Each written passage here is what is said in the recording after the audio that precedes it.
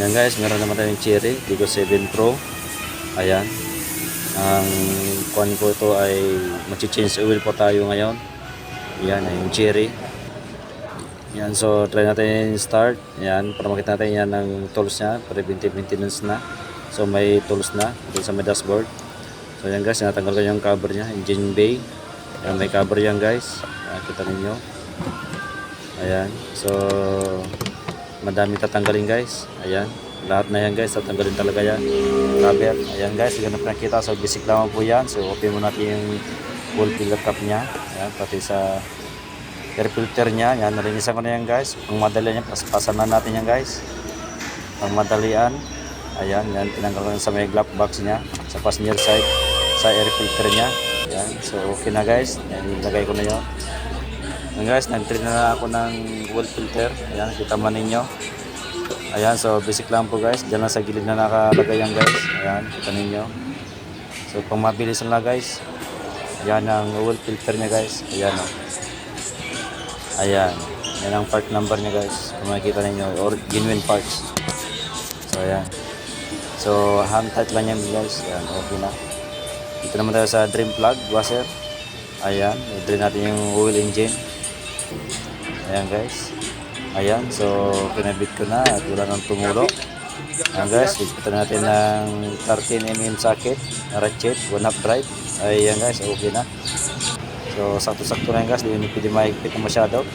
Ayan, tinitignan ko yung mga leaks niya sa mga hose, sa canister, may mga kuhan, sa may brake hose niya. Ayan, okay naman. Check ko rin guys kung mayroong mga inspection niya guys, lahat. Yan sa mga suspension, kung may mga leaking, yan sa may stubling, mga ball joint, yan.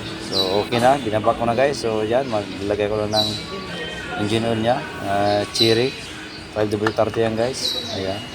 So okay na, tapos na guys. So tatakloban na, ilagay natin yung takip niya guys. Ayan, kita naman ninyo, pag madali lang guys.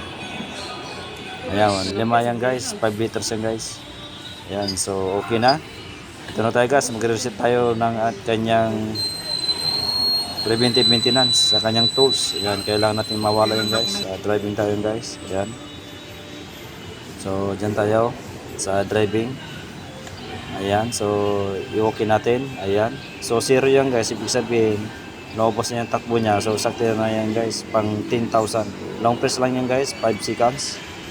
Ayan, okay na, 10,000 na. 10,000 ang tatakbo niya guys before siya mag-ilaw yung preventive maintenance niya.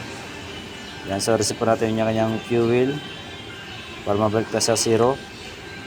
Ayan guys, sa kabila pa, ayan. Ayan, ang driving niya. 5 kilometers sa trip A and trip B. Yan. Yan. Sa kilometers yan guys, per liters. Yan, para may reset siya. So yan, okay na guys. So balik na tayo sa exit guys. Yan, so okay na ang reset. So basic lang po yan guys, magre-reset. Yan, so start na natin ang engine. Oh, ayan.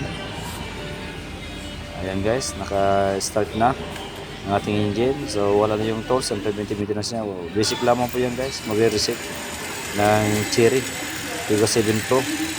Yan, so go to check up na yan guys para hindi tayo makakaroon ng problema guys. Ayan, check ko yung mga coolant level, sa brake fluid level.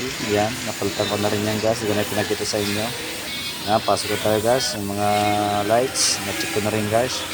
Okay naman lahat. Ayan, dinubats ko na yan guys. Itaas ko ulit, lifted. Ayan, okay na, wala na yung mga leaking.